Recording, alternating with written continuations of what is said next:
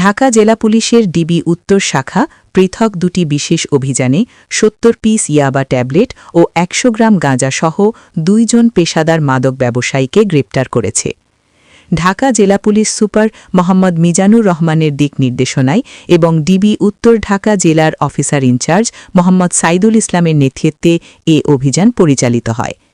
প্রথম অভিযানে ১ ফেব্রুয়ারি বিকেলে আশুলিয়ার বটতলা বাদাইল এলাকা থেকে ৫০ পিস ইয়াবাসহ আতিকুল ইসলাম আতাউরকে গ্রেপ্তার করা হয়।